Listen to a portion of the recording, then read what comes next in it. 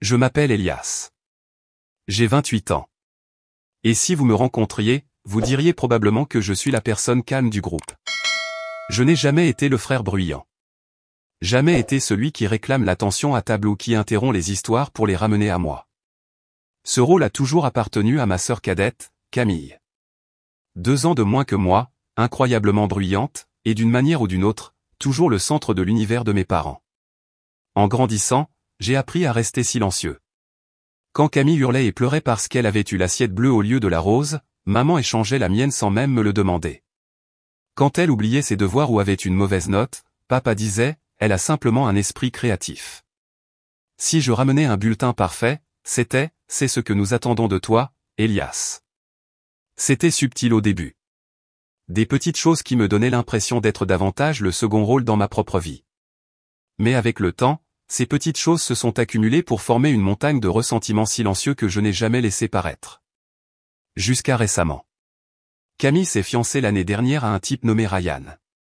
Le stéréotype du mec de la finance, le genre qui se comporte comme s'il avait inventé le brunch. Nous n'étions pas proches. Une fois, il m'a pris pour un serveur au mariage de notre cousine.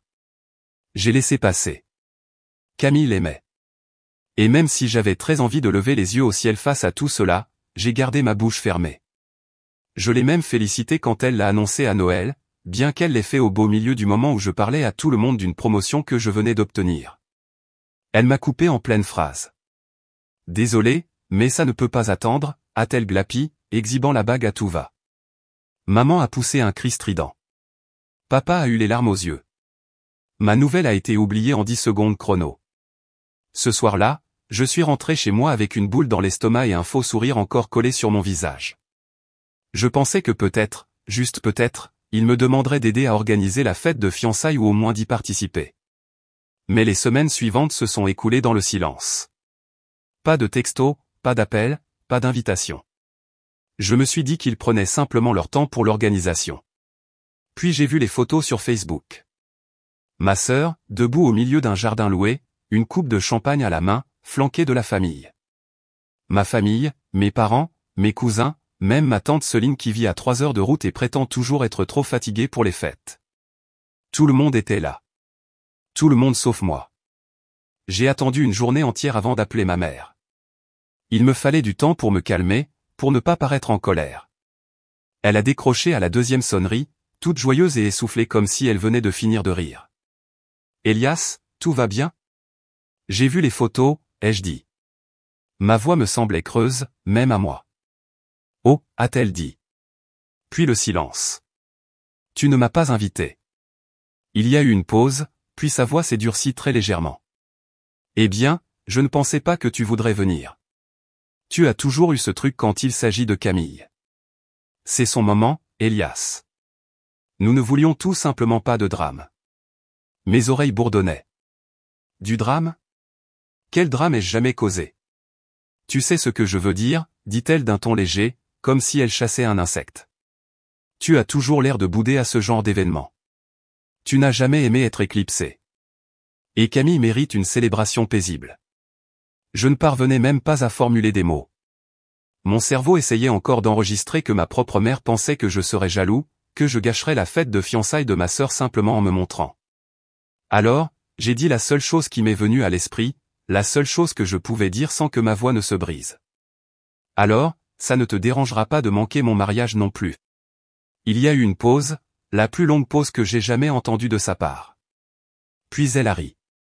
Pas fort, pas cruellement, juste un petit rire sec et gêné, comme si elle ne savait pas quoi dire d'autre. Elias, ne sois pas ridicule. Je ne le suis pas, ai-je dit calmement. Passe une bonne soirée. J'ai raccroché. Et pour la première fois de ma vie d'adulte, je ne me sentais pas comme le frère silencieux et oublié. Je me sentais en colère et concentré. Je sortais discrètement avec quelqu'un depuis près de 2 ans. Elle s'appelle Maria. Elle est brillante, gentille, et la seule personne qui ne m'a jamais donné l'impression de devoir rivaliser pour être vue. Nous avions déjà parlé de mariage. Je n'avais pas encore fait ma demande, mais j'avais prévu de le faire discrètement, sans grande foule. Après cet appel avec ma mère, cependant, quelque chose a changé. 1 mois plus tard, j'ai fait ma demande.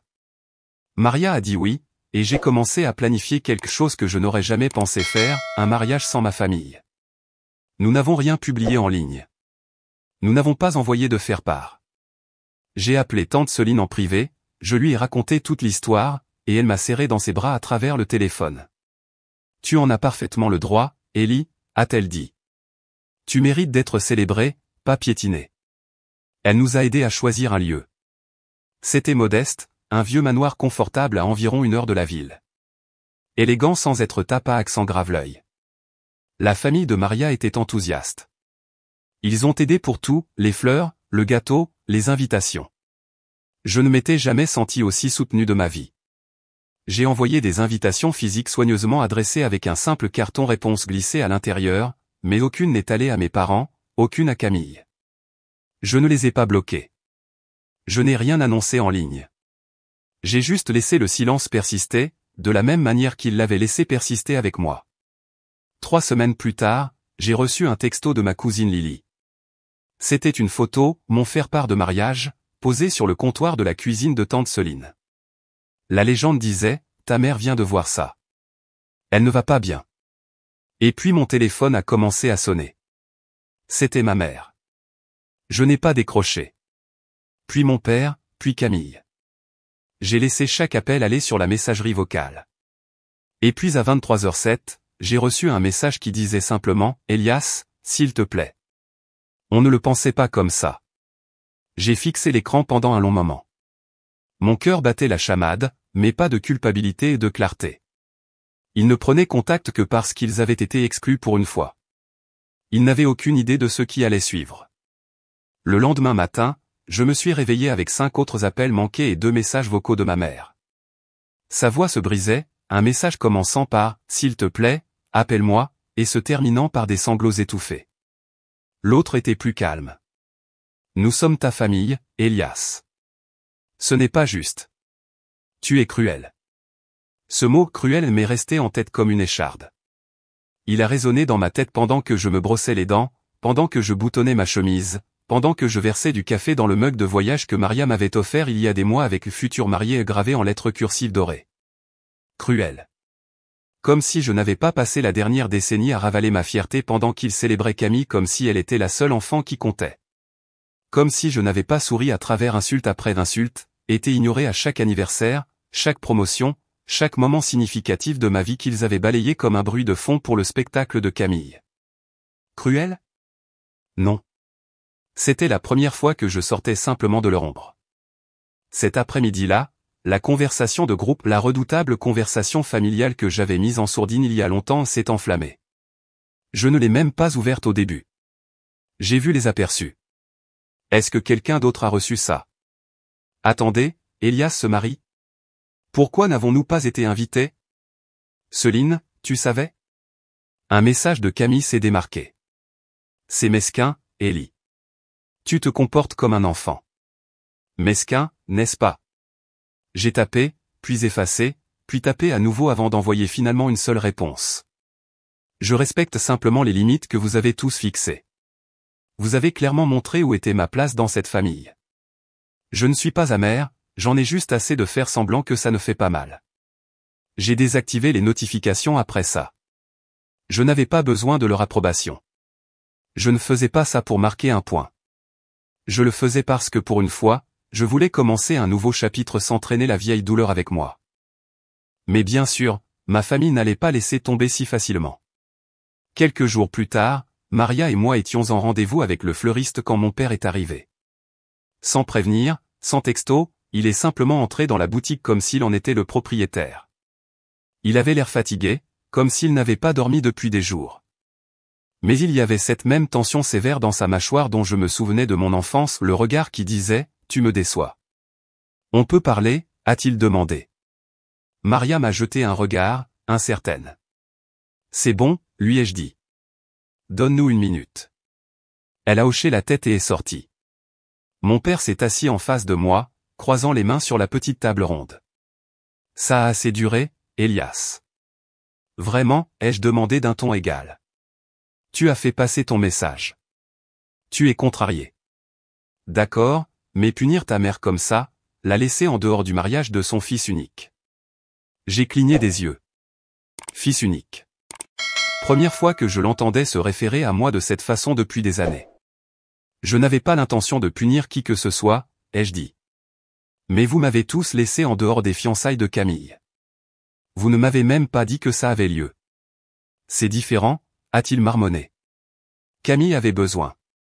Besoin de quoi, ai-je lâché, plus fort que je ne le voulais. D'une journée parfaite? Et vous pensiez que je la gâcherais juste en me montrant? Il a détourné le regard. J'ai continué. Vous m'avez fait sentir comme une menace pour le bonheur de ma propre sœur, comme si j'étais un poison. Et vous ne m'avez jamais demandé une seule fois ce que ça faisait. Il a soupiré. Nous ne pensions pas que ça compterait autant pour toi. Tu as toujours été indépendant. C'est une façon de dire, nous pensions que tu encaisserais et que tu resterais silencieux. Et je l'ai toujours fait. Il est resté silencieux à nouveau. Je pouvais voir dans ses yeux qu'il ne savait pas quoi dire. Non pas parce qu'il n'avait pas d'excuses, mais parce que c'était la première fois qu'on lui demandait de m'écouter au lieu de supposer que j'allais simplement suivre le mouvement. Nous n'essayons pas de te faire du mal, a-t-il finalement dit, plus doucement cette fois. Nous pensions juste que tu t'en fichais. Je me suis levé. C'est ça le problème. Vous n'avez jamais pensé à vérifier. Il a levé les yeux vers moi. On peut au moins venir au mariage. J'ai fait une pause d'une seconde. Je voulais dire oui. Je voulais croire qu'il était sincère. Mais ensuite, je me suis souvenu de chaque année passée à les regarder applaudir Camille tout en faisant comme si je n'étais pas là. Chaque fois qu'il transformait les anniversaires et les fêtes en bruit de fond, à moins qu'elle ne soit au centre, chaque appel téléphonique que j'avais initié, jamais l'inverse. J'ai pris une profonde inspiration. Je pense que peut-être cette fois, vous avez besoin de sentir ce que ça fait d'être laissé de côté. Il n'a pas discuté, a juste hoché lentement la tête et a quitté la boutique. Plus tard dans la soirée, j'ai tout raconté à Maria. Elle n'a pas dit grand-chose, elle a juste enroulé ses bras autour de moi et a posé sa tête sur mon épaule. Tu n'as rien fait de mal, a-t-elle murmuré. Et je l'ai cru. Mais les choses ne se sont pas arrêtées là. Une semaine plus tard, une photo a commencé à circuler dans la famille. Une image floue du faire-part sur le réfrigérateur de Soline. Quelqu'un l'a publiée sur Facebook. Puis un autre cousin l'a commenté. Soudain, mes fiançailles, celles que j'avais essayé de garder secrètes, étaient révélées au grand jour. Les gens recommençaient à envoyer des textos. Pas seulement mes parents, mais des parents éloignés que je n'avais pas vus depuis des années. Certains me félicitaient. D'autres m'accusaient d'être cruel, égoïste, ingrat. Puis Camille a publié quelque chose dans sa story Instagram. Un long paragraphe sur fond noir. Certaines personnes préfèrent couper les ponts plutôt que d'admettre qu'elles ont été toxiques. C'est triste quand votre propre frère est si amer qu'il exclut sa famille de son mariage juste pour attirer l'attention. Je l'ai regardé pendant un long moment. Puis j'en ai fait une capture d'écran et j'ai ajouté ma propre publication le lendemain matin. Une photo de Maria et moi riant au soleil, nous tenant la main devant le lieu que nous avions choisi. Pas de légende, juste la date. Je n'ai identifié personne. Je n'en avais pas besoin car le message suivant que j'ai reçu n'était pas de Camille. C'était de ma mère. Une seule phrase. S'il te plaît, ne fais pas ça, Elias. S'il te plaît, laisse-nous venir. J'ai fixé ce message pendant un long moment. Et puis quelque chose s'est produit qui a tout changé. Quelque chose que je n'avais pas prévu. Quelque chose qui m'a fait réaliser que cette histoire ne concernait plus seulement un mariage. Il s'agissait de finalement récupérer quelque chose que je n'avais pas eu depuis des années. Et tout a commencé par un coup frappé à ma porte. C'est arrivé un samedi matin tranquille. Un de ces matins lents et dorés où la lumière du soleil s'accumule dans les coins du salon et où tout semble immobile. Maria était sortie tôt pour un dernier essayage de robe avec sa sœur, et j'étais seul à la maison, sirotant un café en survêtement, parcourant la liste finale des invités. Le coup frappé à la porte était doux, hésitant, comme si la personne de l'autre côté ne savait pas si elle voulait vraiment être là. J'ai ouvert la porte et je me suis figé. Camille. Elle avait l'air différente. Pas physiquement, elle avait toujours ce même look parfaitement soigné, le genre qui crie au naturel tout en prenant manifestement des heures. Mais il y avait quelque chose dans ses yeux, quelque chose que je n'avais pas vu depuis que nous étions enfants. De l'incertitude. Peut-être même de la culpabilité. Nous sommes restés là en silence un long moment avant qu'elle ne parle. Je peux entrer? Je n'ai pas dit oui. J'ai juste reculé et je l'ai laissée entrer. Elle est passée devant moi comme si elle ne savait pas quoi faire de ses mains, s'arrêtant juste avant le canapé, flottant comme un fantôme. Bel endroit, a-t-elle dit, puis s'est reprise. Je veux dire, bien sûr que ça l'est. Tu as toujours eu bon goût. Je n'ai pas répondu.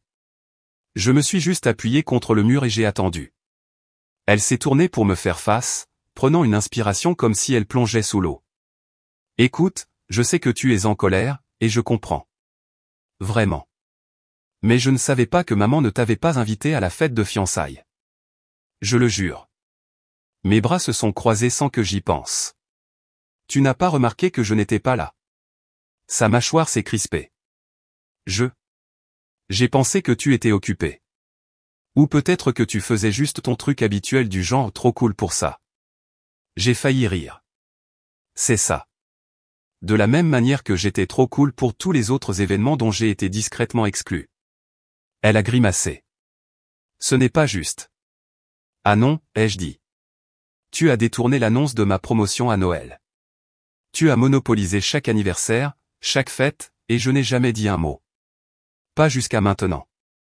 Elle a baissé les yeux vers ses chaussures, se mordant la lèvre inférieure comme elle le faisait quand nous étions enfants et qu'elle se faisait prendre à voler des bonbons. Je ne voulais pas que tout tourne autour de moi, dit-elle doucement. C'est juste. Maman et papa sont comme ça. Ils me poussent toujours à être la vedette. Je suppose que je m'y suis habitué.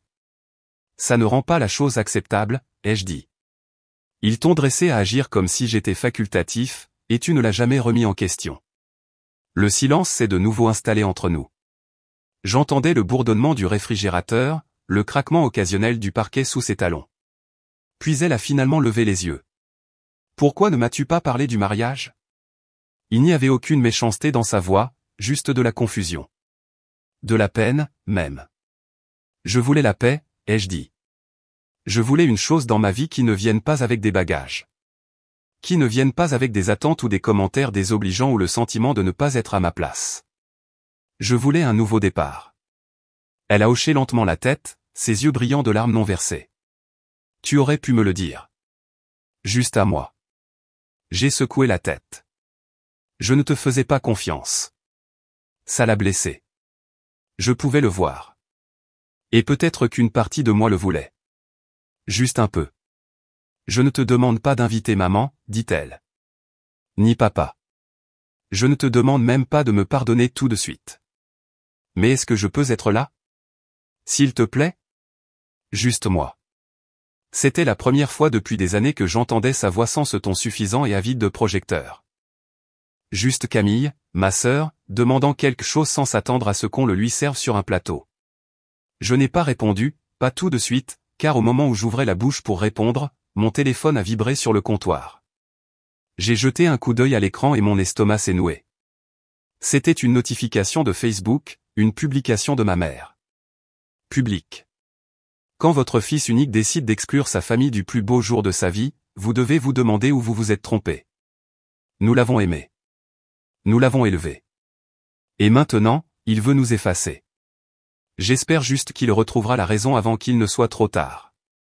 J'ai regardé la publication, puis je l'ai montrée à Camille. Ses yeux se sont écarquillés. Elle a posté ça aujourd'hui? J'ai hoché la tête. Et d'un coup, le moment s'est brisé. L'expression sur le visage de Camille a changé. Elle avait l'air fatiguée, en colère même, mais pas contre moi. Elle avait promis de ne pas s'en mêler, a-t-elle marmonné. Elle avait dit qu'elle me laisserait essayer. Je n'arrivais pas à y croire.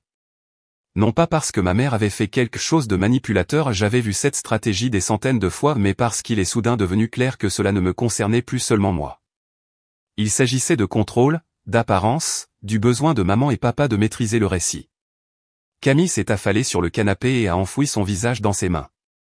Elle n'est même pas contrariée de manquer le mariage. Elle est contrariée de ne pas pouvoir s'y pavaner. Je n'ai rien dit parce qu'elle avait raison. Elle a levé les yeux vers moi, les yeux rouges et la voix rauque. Qu'est-ce que tu veux faire? J'ai pris lentement mon téléphone et j'ai de nouveau regardé la publication Facebook. Une centaine de j'aime, des dizaines de commentaires de la famille élargie. Des gens qui choisissaient leur camp. Je ne sais pas encore, ai-je dit. Et je ne savais pas, car même si je voulais leur fermer complètement la porte, une partie de moi se demandait si cette porte n'était pas déjà en train d'être arrachée de ses gonds. Mais je n'allais pas les laisser imposer leur version de l'histoire sans réagir. Pas cette fois. Et tandis que Camille était assise en silence sur mon canapé, paraissant plus petite que je ne l'avais jamais vue, une nouvelle idée a commencé à germer. Une idée qu'il ne verrait jamais venir. Une idée qu'il ne pourrait jamais manipuler. Et tout a commencé avec une liste d'invités, pour être précis que j'étais sur le point de mettre à jour. Camille était assise avec les coudes sur les genoux, se frottant les tempes comme si elle avait une migraine. Je pouvais sentir le poids de son silence pendant que je faisais les 100 pas dans le salon. La publication Facebook était toujours ouverte sur l'écran de mon téléphone, comme une gifle, un rappel que peu importe à quel point j'essayais d'être discret, ma famille trouvait toujours un moyen de retourner le récit contre moi. Elle l'a rendu public, ai-je finalement dit. Elle m'a rendu public. A transformé ça en une sorte d'histoire larmoyante pour pouvoir à nouveau jouer la victime. Camille n'a pas discuté. Elle a juste secoué la tête. Elle m'avait dit qu'elle ne dirait rien. Je lui avais dit de me laisser essayer d'abord. Elle se fiche de ce que tu dis, ai-je marmonné. Elle s'en est toujours fichée. Ce n'était pas juste, je le savais, mais c'est ce que je ressentais à ce moment-là. Ma poitrine brûlait d'un étrange mélange de justification et de tristesse. C'était tout ce à quoi je m'attendais, mais ça faisait quand même mal. Je me suis assis en face d'elle. L'idée que je nourrissais, celle qui avait commencé à se former à la seconde où j'ai vu la publication de ma mère, a finalement commencé à se solidifier en quelque chose de réel. Quelque chose d'audacieux. Je veux changer la liste des invités, ai-je dit. Camille a levé les yeux, surprise. Pourquoi? Je l'ai regardé, pesant le risque. Je te laisserai venir. Et tante Soline et Lily. C'est tout. Elle a cligné des yeux. Tu es sérieux? Tu es la seule qui soit venue pour dire quoi que ce soit en personne. La seule qui ait reconnu ce qui se passait. Tu ne mérites pas d'être punie pour leur choix. Camille a hoché lentement la tête. Merci, a-t-elle murmuré, la voix brisée. Mais, ai-je dit en levant la main. Ne t'attends pas à un pardon du jour au lendemain. Ce n'est pas une réunion magique. C'est un petit pas. Je comprends, a-t-elle dit en se levant. Et pour ce que ça vaut, je suis désolé. J'aurais dû te défendre il y a des années. Je n'ai pas répondu. J'ai juste hoché la tête une fois, et elle est partie.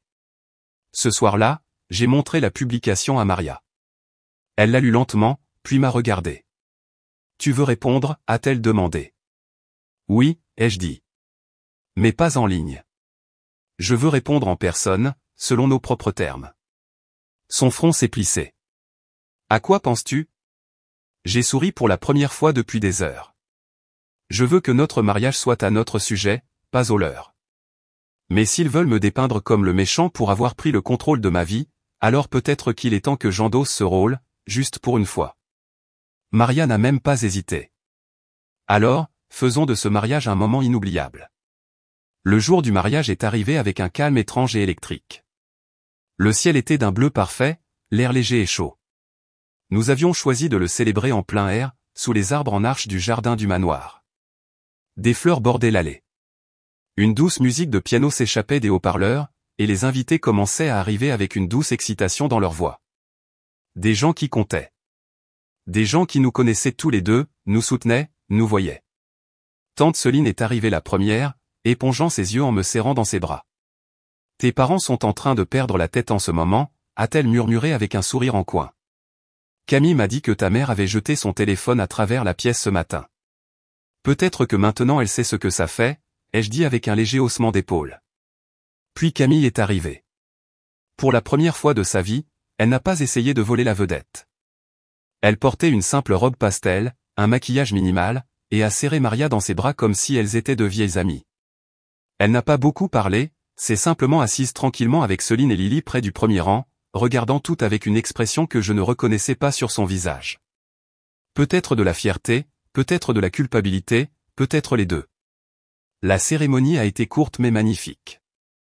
Quand j'ai vu Maria remonter l'allée, chaque pensée amère, chaque douleur du passé s'est dissoute en quelque chose de doux. Elle était radieuse. Nous avons prononcé nos vœux sous une canopée de feuilles, nous nous sommes embrassés au son des acclamations de nos amis les plus proches, et nous sommes redescendus dans l'allée main dans la main. Nous n'avions pas besoin d'une foule. Nous avions juste besoin l'un de l'autre. À la réception, les gens ont ri, dansé, porté des toasts avec des discours sincères. J'ai pensé faire mon propre discours, un message subtil et voilé à la famille qui m'avait abandonné, quelque chose de poétique. Mais je ne l'ai pas fait. Au lieu de cela, je me suis concentré sur la joie qui m'entourait. Pour une fois, je ne me sentais pas comme un personnage secondaire. Je vivais mon histoire. Ce n'est qu'au moment où le gâteau était servi que la vraie surprise est arrivée. Un serveur s'est approché de moi prudemment avec une petite enveloppe. « Ceci vient d'être livré à l'entrée », a-t-il dit. Ils ont dit que c'était urgent. J'ai froncé les sourcils et les prises, m'écartant pour l'ouvrir. À l'intérieur se trouvait une note manuscrite. L'écriture de ma mère. « Elias, nous avons vu les photos. Nous avons vu la publication. Nous savons que nous t'avons blessé plus que nous ne l'avions jamais réalisé. Je n'attends pas de pardon, mais je veux que tu saches quelque chose. Tu n'as jamais été indésirable. Nous étions juste trop aveugles, trop stupides pour te montrer l'amour que tu méritais. J'ai fait des erreurs. J'en ai fait beaucoup. Mais aujourd'hui, j'ai vu ce que tu as construit, et je n'ai jamais été aussi fier de toi. J'espère qu'un jour tu nous laisseras essayer à nouveau. Maman. Je suis resté là un moment, le papier tremblant dans mes mains. Maria s'est approchée, l'inquiétude dans les yeux. Tout va bien? Je lui ai tendu la note. Elle l'a lue, puis m'a regardé. Qu'est-ce que tu veux faire? Je n'ai pas répondu tout de suite. J'ai regardé le jardin, les invités qui riaient, la lumière dorée du coucher de soleil qui se posait sur tout comme une bénédiction. La note de ma mère n'effaçait pas des années de dommages. Elle n'effaçait pas la douleur, ni l'absence, ni la façon dont il m'avait fait me sentir petit. Mais c'était un début. Un début tardif, maladroit, humain. Je ne sais pas encore, ai-je dit. Mais je sais une chose. Qu'est-ce que c'est? Je me suis tourné vers elle, j'ai pris sa main et j'ai souri. C'est le plus beau jour de ma vie, et rien ne me l'enlèvera. Un mois plus tard, nous étions de retour de notre lune de miel, triant les photos de mariage quand la sonnette a retenti. Maria a répondu. Je l'ai entendu parler doucement à quelqu'un, puis des pas se sont dirigés vers moi.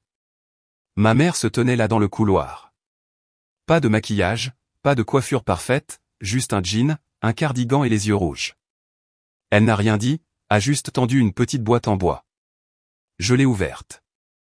À l'intérieur se trouvaient toutes les photos d'enfance de moi que je pensais perdues. Des fêtes d'anniversaire, des récompenses scolaires, une carte de fête des pères que j'avais écrite pour mon père à l'âge de 7 ans. Elle a levé les yeux vers moi, sa voix tremblante. J'ai trouvé ça dans le grenier la semaine dernière. Je pensais que tu avais tout jeté, mais je n'ai pas pu. Je n'ai pas dit un mot. J'ai juste hoché la tête et j'ai pris la boîte. Cela prendrait du temps. Peut-être des années. Peut-être plus. Mais pour la première fois de ma vie, les projecteurs n'avaient pas d'importance. Je n'étais plus le figurant.